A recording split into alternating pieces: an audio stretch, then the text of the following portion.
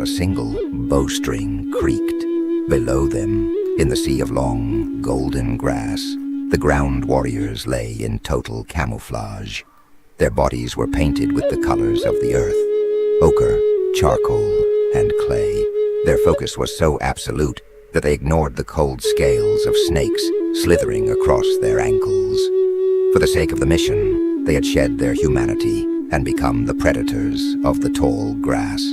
The tension reached a breaking point. The atmosphere was a bowstring pulled to its absolute limit. Then it happened. A sharp, piercing whistle cut through the canopy like a lightning bolt. It was the signal. The silence did not just break, it exploded. A coordinated cavalry charge thundered from the eastern flanks, the hooves of the horses striking the ground like rhythmic thunder, kicking up clouds of dust and dry earth. The unseen foe, caught in the center of a lethal pincer movement, had nowhere to run. What followed was a brutal, desperate collision of worlds. The obsidian-tipped spears of the ancestors against the strange, cold metal armor of the intruders. The forest floor, once a place of peace, was transformed into a chaotic theater of clashing spirit and iron. The cries of warriors and the clatter of steel echoed through the valley, a symphony of survival. As the echoes of the struggle began to fade into a hollow silence, an elder, moved by a sudden, inexplicable pull of intuition, separated from the main group. He walked toward a nearby sacred cave, a place that felt older than the trees themselves. Inside, away from the carnage and the smell of blood, he discovered an ancient secret. By the flickering golden light of a dry torch, he gazed upon a petroglyph etched deep into the living stone. His breath hitched in his chest. It was a revelation that sent chills through his very marrow. A prehistoric carving depicting two great birds and a flowing river, proving a historical link between the allied tribes that predated their oldest songs and oral histories. They were not merely allies by choice. They were brothers by a blood oath, sworn before the mountains were formed. This discovery transformed the war. It was no longer a defense of land, but a crusade for their shared soul. As the dust of the battlefield settled into a decisive victory, the warriors emerged from the thinning smoke, dragging a prize, a mysterious prisoner. He was dressed in alien, heavy clothing that shimmered with an unnatural luster. He looked at the warriors with eyes of fear and confusion. To the Kabyle, he was a creature from another realm, a living riddle standing amidst the ancient trees. The scene shifted back to the center of the camp. Inside the main teepee, beneath the dancing shadows of the central fire, the atmosphere turned cold and psychological. This was the silent interrogation. No words were exchanged, for their languages were worlds apart. Instead, the leaders used the universal language of signs, gestures, and primitive maps, drawn in the loose, dark soil of the tent floor. Slowly, as the fire crackled, a shocking truth began to take shape. Through the dirt-drawn symbols, a shared past was revealed. A connection, perhaps a forgotten migration or an ancient trade, that bridged the gap between the captors and their captive. The heavy atmosphere in the tent shifted. The fire of hatred was slowly replaced by the heavy weight of a profound realization. In a high-stakes moment that would be carved into the memories of everyone present, the great leader stood. He faced the ultimate test of power, the choice between the easy path of vengeance and the difficult path of humanitarian mercy. Honoring the ancestral wisdom he had just seen mirrored in the cave carvings, he made a move that left his warriors breathless. He chose to release the prisoner, but he did not send him into the wilderness to die.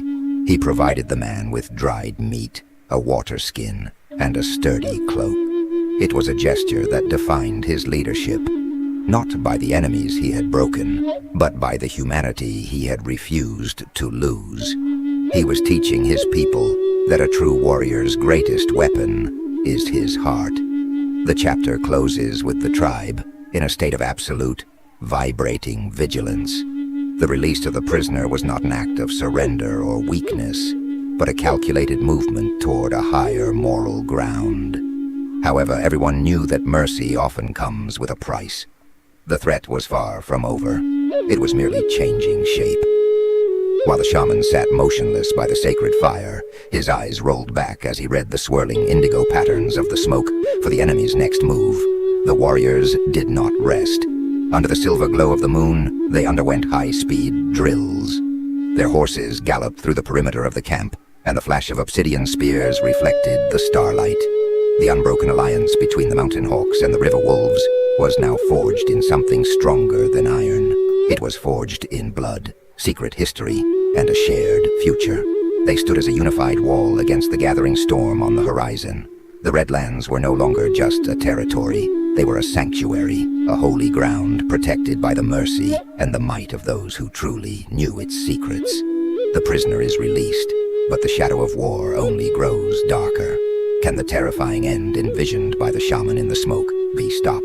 The saga continues for the fate of the Redlands and this unbroken alliance. Subscribe now and turn on notifications to witness the great clash in the next episode. This is where true warriors gather.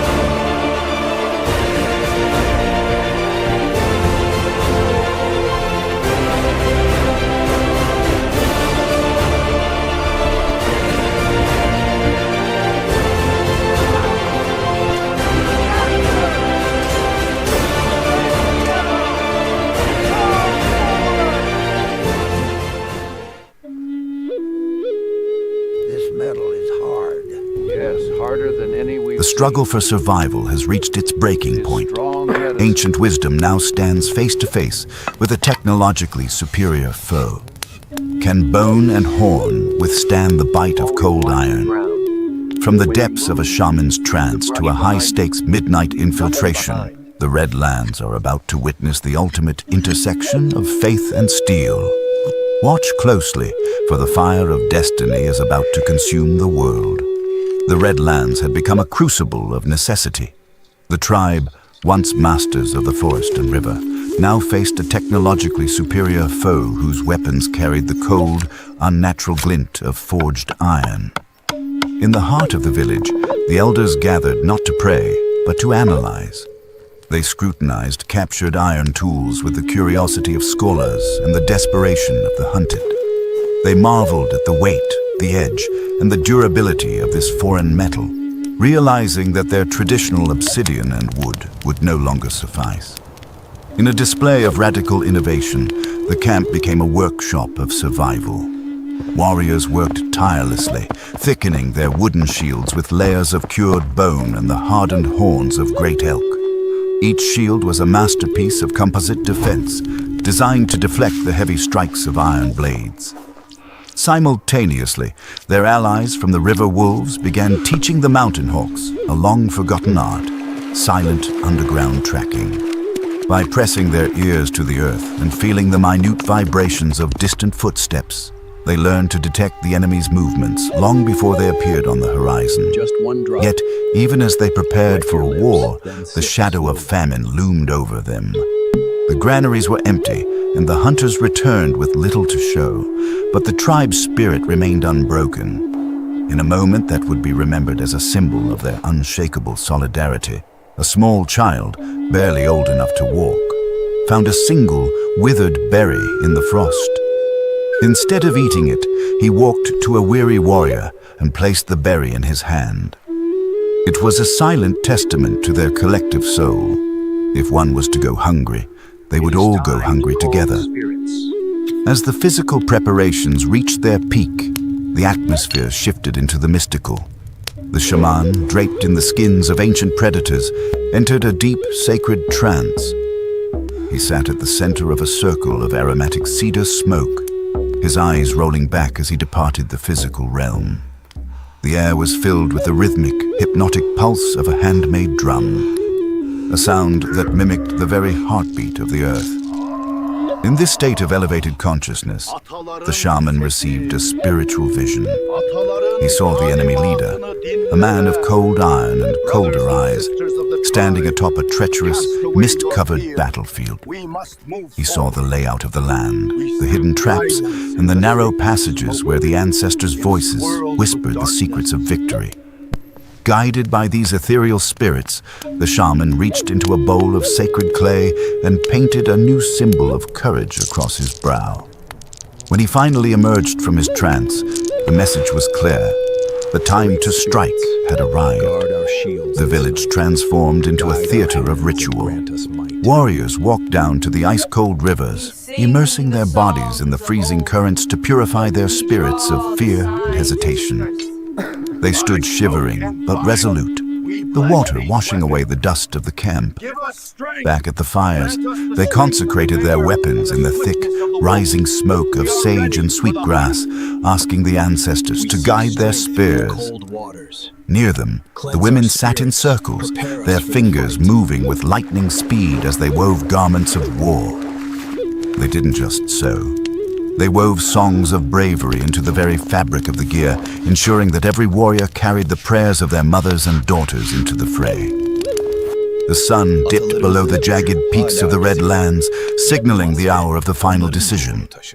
The tribal leaders stood over a map drawn in the sand. The proposed path of attack crossed through a valley with a dark, cursed history, a site of ancient tragedy. Despite the risks, the leaders accepted the weight of the prophecy. They knew that to win, they had to walk through the shadows of the past. They divided their forces with surgical precision.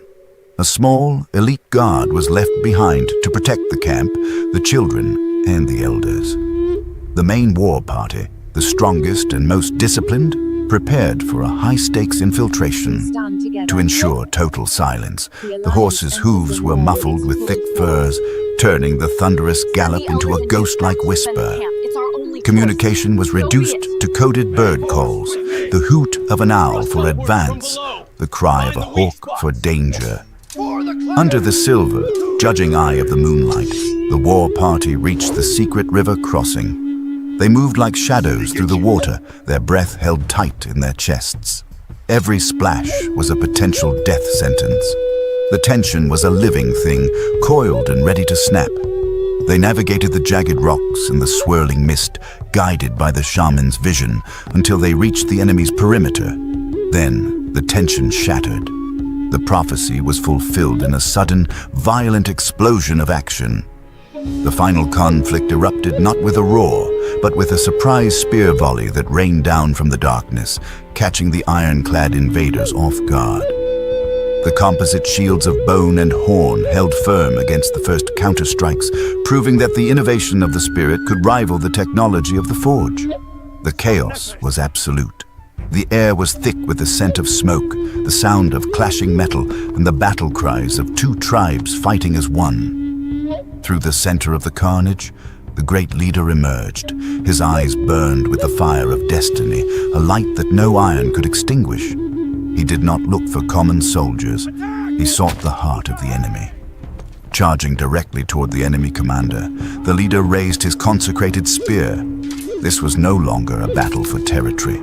It was a collision of faiths. The chapter closes as the two leaders, iron against spirit, steel against bone, prepare to meet in a clash that will decide the future of the Red Lands forever. The outcome is written in the stars, but earned in the blood. The spear has been thrown, and the prophecy is in motion. Will the composite shields of the tribe be enough to shatter the iron invaders? The ultimate intersection of faith and steel has arrived. Subscribe now and turn on notifications so you don't miss the epic conclusion of this final battle. Witness the destiny of the Red Lands.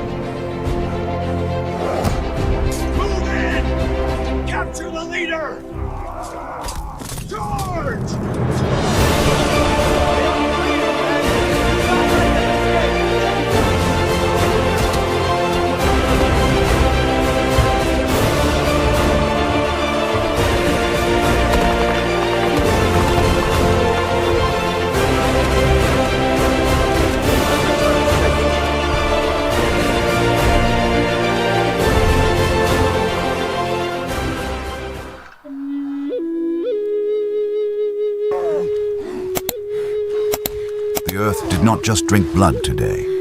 It claimed a soul. The future of the Redlands was never going to be decided by mere steel, but by the weight of a sacrifice so profound that the mountains themselves wept stone. Witness the fall of a legend, the shattering of an empire, and the birth of a nation from the ashes of its greatest heroes. Prepare yourself. The final cry of the Redlands is about to echo through eternity. The gray veil of smoke hanging over the valley didn't just drift away. It was torn apart by the first scream of the final battle. This was no longer a tactical engagement. It was a primal collision between the old world and the new. The invaders stood in rigid silver lines, machines of war encased in cold iron that felt like an insult to the living earth.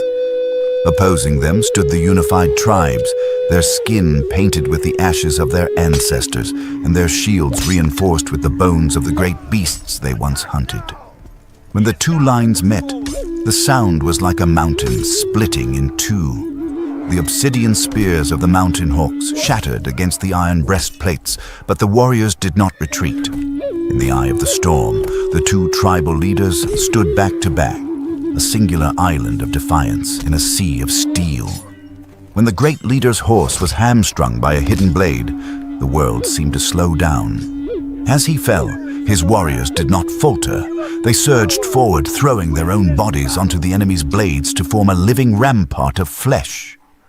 They weren't just protecting a man, they were protecting the last hope of a free world.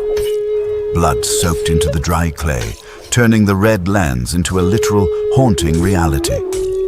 As the sun reached its zenith, the tribes began to buckle under the sheer weight of the enemy's superior technology.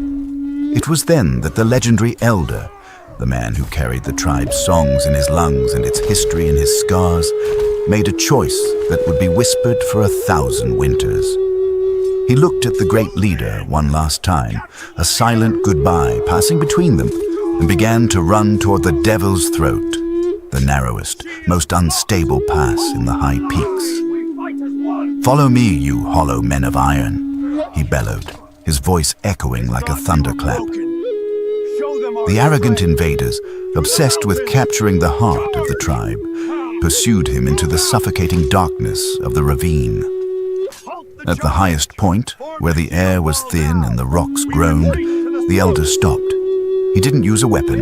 He sang, a low, vibrating chant that resonated with the very frequency of the mountain. With one final devastating strike of his staff against a keystone, the mountain answered. A colossal avalanche of boulders and ancient ice roared down like the fist of a vengeful god. The elder didn't try to run. He stood still, his arms wide open, as the mountain he loved finally embraced him. The devastation was absolute. The bulk of the enemy army was buried under millions of tons of stone, their iron armor becoming their metal coffins. The earth had spoken, and it had rejected the invaders with a roar that shook the horizon. A hollow, haunting silence followed the crash. Then the sky broke. A torrential, freezing rain began to fall, as if the heavens were trying to wash away the sins of the day. The surviving invaders, broken and terrified by a power they could not understand, fled into the mist, leaving their pride in the mud. The warriors of the Alliance did not cheer. They walked through the carnage in a daze, searching for the fallen. When they reached the base of the rock slide, they found nothing but the elder's shattered staff resting atop a mound of stone. The great leader knelt in the red mud, the rain mixing with the tears on his face. This victory didn't taste like honey. It tasted like salt and iron. It was a somber honor, a freedom bought with the currency of their most precious lives. As the weeks passed, the wounds of the land began to scab over. The Alliance, once born of fear, was now fused by blood. In a display of radical adaptation, the tribe's blacksmiths did not discard the captured iron. They melted it down. They turned the swords that had killed their brothers into plows to feed their children. They turned the iron helmets into cooking pots and tools for building. They were taking the enemy's hate and forging it into their future. The day of the great parting arrived. The two leaders stood at the edge of the Golden Plains. They didn't exchange gold or land. They exchanged scarred hands and a sacred promise. They were no longer just allies. They were a single soul divided into two tribes. As they marched toward the golden horizon to build a new home, they carried the songs of the Elder with them. Under the first light of a new dawn, the unbroken spirit of the Red Land stood tall. The mountains remained, the river continued to flow, and the people were finally free. The fire of destiny had scorched them, but it had only made them harder, like the very iron they now controlled. The dawn wind carried no more cries of war, only the soft, peaceful whisper of a people who had finally found their place under the sun. The saga has ended, but the legacy is yours to carry. The Elder's sacrifice ensured a future, but what will the tribes build next? To witness the rise of the new civilization and the secrets still hidden in the Red Lands, subscribe now and turn on notifications. The story of the unbroken spirit never truly ends. It lives in you.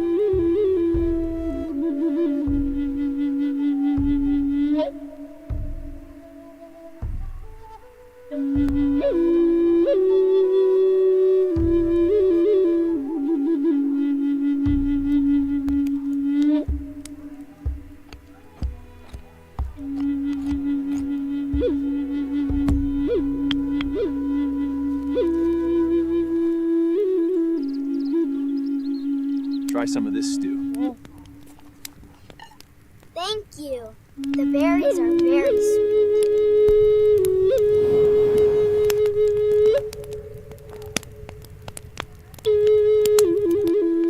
We carry the weight of the past war, so the young ones do not have to. This new settlement is a blessing. Mirasın aktarımı. Bakın gençler.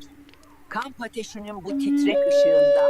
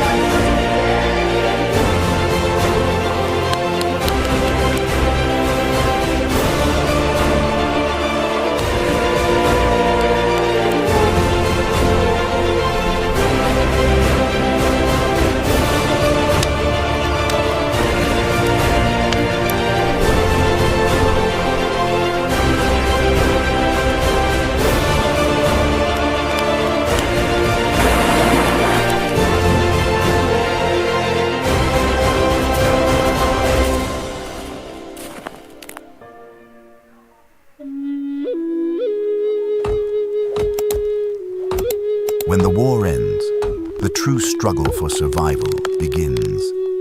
Peace is not merely the burying of spears, it is the sacred art of rebuilding life from the ashes. But fate has one final trial for the tribe, the Great White Silence. Will the icy hand of nature accomplish what the enemy's iron could not? Witness the journey from sacred nights where ancient secrets are shared to a desperate war for survival in the heart of a freezing winter. Hold your breath, for true strength is found in remaining standing long after the storm has passed. When the crimson dust of war finally settled and the last echoes of the battle cries vanished into the wind. A heavy but peaceful silence descended upon the Red Lands.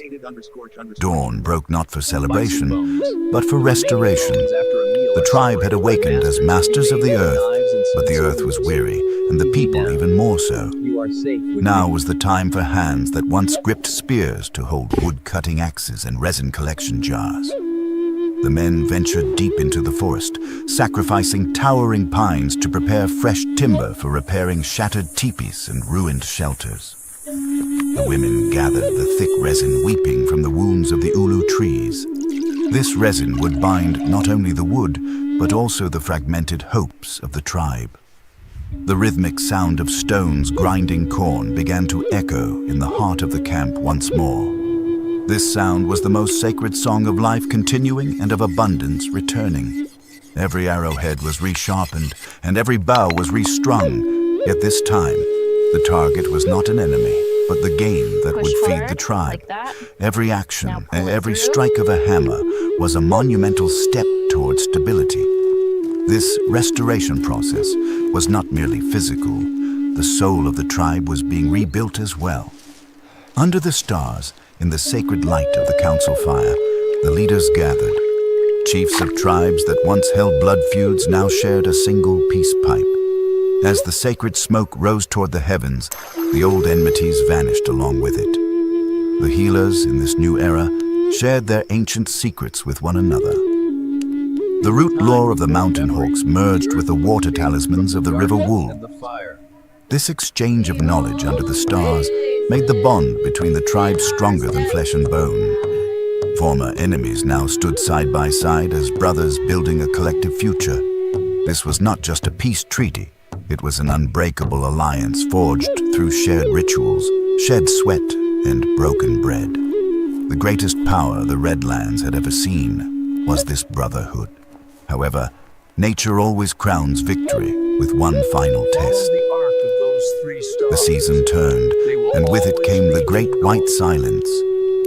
A brutal, merciless winter descended upon the camp suddenly in the dead of night. The sky was draped in a gray shroud, and the freezing wind began to cut through the skins of the teepees like a razor. Within days, the tribe's entire world was buried under meters of snow. The struggle for survival had now taken on its most savage and primal form. Families huddled together inside the teepees, pressing against one another for warmth against the howling winds. The fire was not just a light, it was life itself. Outside, hunters trudged desperately through snow that reached their waists, trying to replenish the tribe's dwindling stockpiles. Every step was a torture, every breath like a shard of glass burning the lungs. In the midst of the white death, searching for food was not just a matter of physical strength, but a feat of immense will. As the weeks passed, supplies began to vanish and hopes started to flicker.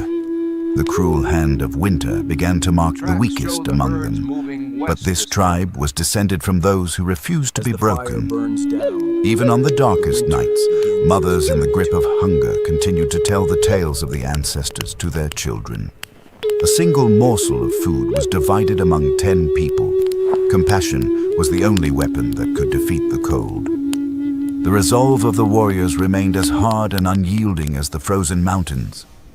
No one complained, and no one gave up. Solidarity kept the fire inside the tribe burning hot, even in that freezing cold. They listened to each other's breath and took refuge in each other's heat. This winter was trying to do what the enemy armies could not. Freeze the spirit, but the spirit of the tribe possessed the heat of 1,000 suns. On one of the harshest mornings of the winter, the great leader stepped out of his teepee. The world stretched before him like a white infinity. He leaned down and noticed a frozen bud on a branch covered in ice. With his fingers, he gently cleared away the snow and ice. He looked at that small, defenseless bit of green. That bud was the tribe itself. Life crushed under the storm, but never destroyed. Drawing the freezing air into his lungs, the leader swore an oath to the coming spring. "We are here," he whispered against the wind, "and we are still standing." This oath became the anthem of the tribe, whispered from ear to ear. Spring was near, and the tribe would emerge from this white hell stronger, more unified, and wiser than ever. As dawn broke over the red lands, the unshakable spirit of the tribe shone once more under the rising sun. The story of this people, who refused to break and stood tall against the most savage blow of nature, was now written not just in the earth, but in every snowflake of history. They were the architects of peace, the victors of war, and the masters of the storm. No matter how harsh the winter, the fire of the tribe will not go out. Are you ready for the finale of this epic struggle for survival? To see how the tribe was reborn from the ashes and what kind of civilization they will build in the new world? Subscribe now and turn on notifications. Continue to follow us to witness the unshakable spirit of the Red Lands and remain a part of this great adventure. The true legend begins now.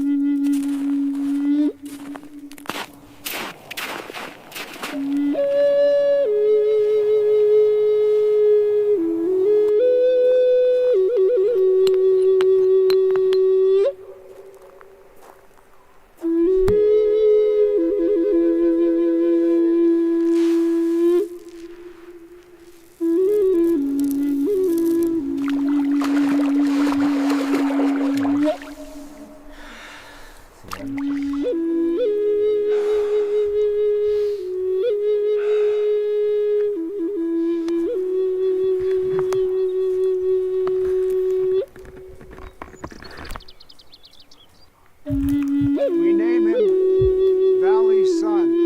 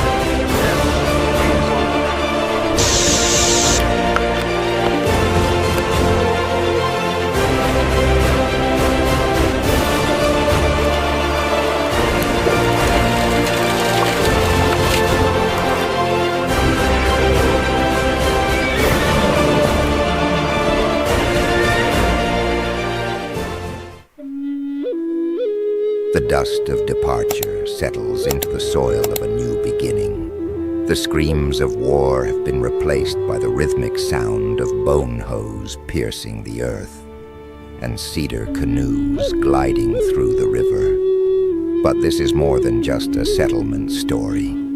It is a saga where the souls of two tribes merge into one, and where the cry of the first newborn echoes louder than any war drum. Are you ready to witness the birth of primitive engineering, ancient artistry, and an unshakable peace? Read the sand carefully. The quiet but magnificent triumph of a people who have finally found their home begins now. When the time came for the allied tribe to depart, the horizon was ablaze with a sunset drenched in deep orange. The dust kicked up by the horses' hooves hung in the air, illuminated by the fading sun, leaving a glowing trail. This was not a sorrowful farewell. It was the seal of an eternal loyalty.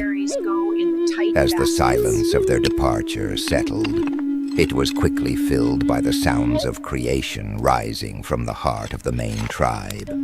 This profound transition was marked by sacred gestures. The allied leader presented a set of handmade reins, symbolizing eternal fealty and the silent promise, whenever you call, we shall return. However, the true miracle lay in those who chose to stay. Several allied warriors decided to remain within this new order, blending their ancient combat techniques with the tribe's new, peaceful rhythm. Under the leader's command, the first hose made of deer bone pierced the soil. Irrigation channels spread through the valley like veins, and the first seeds of ancestral agriculture were sown into this fertile earth. The ground was no longer just a grave. It had become a fountain of life.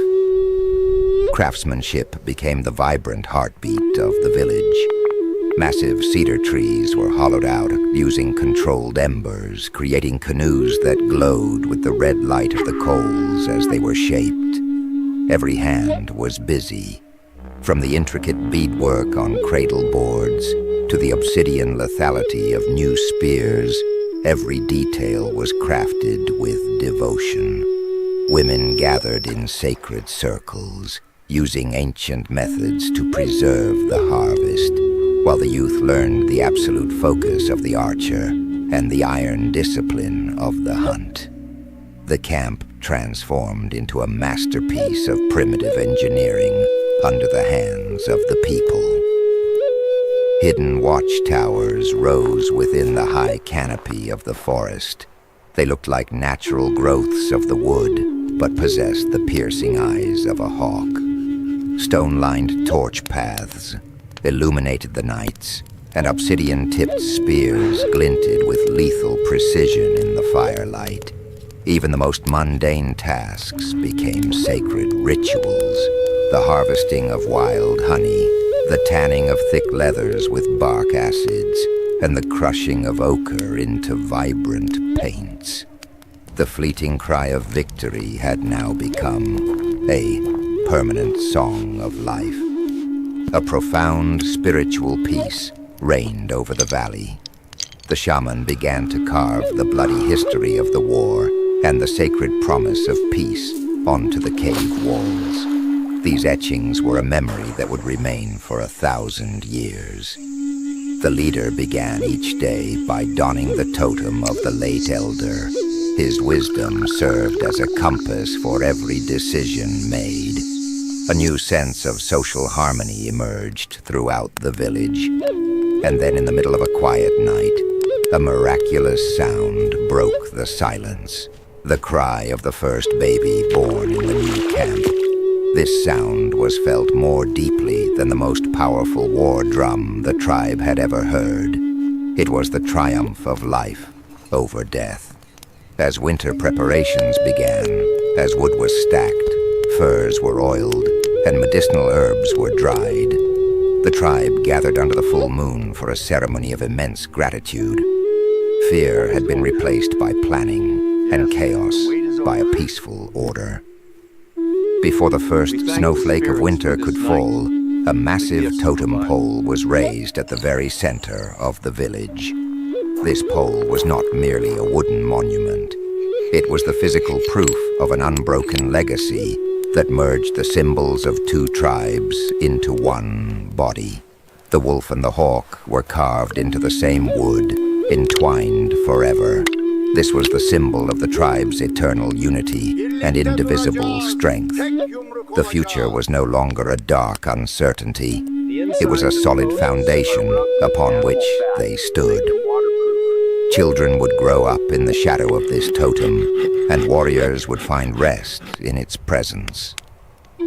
As the sun set over the Redlands, the eyes of the carved eagle at the top of the pole glinted with a golden fire.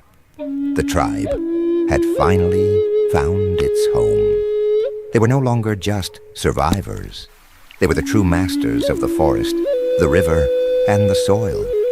The story may have reached its conclusion, but the spirit of the tribe is now etched into this land forever.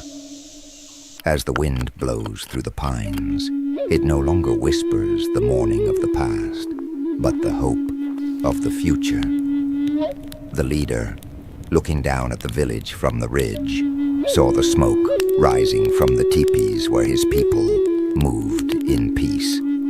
The fire in his eyes was not the destructive blaze of the past, but the inextinguishable light of a civilization. This people defeated iron with spirit, death with life, and enmity with brotherhood.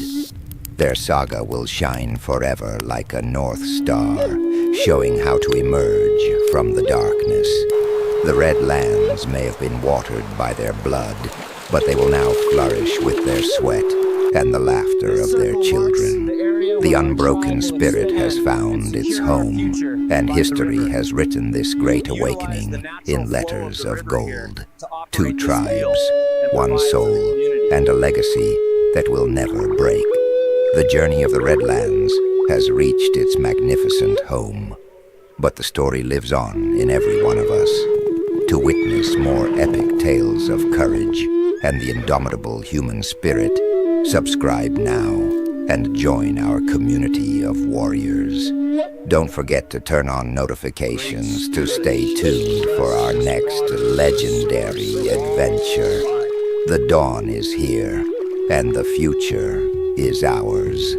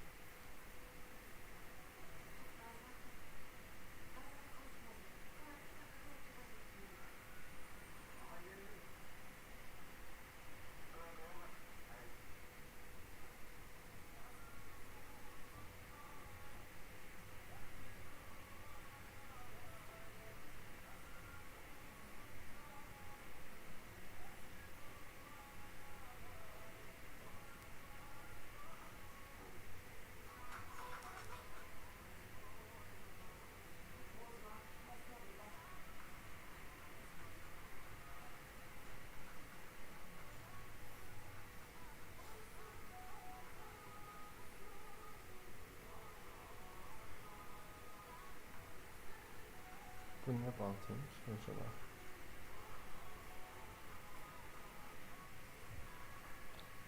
Yorum atmış. Elde bir tek koli bandı var hocam diye.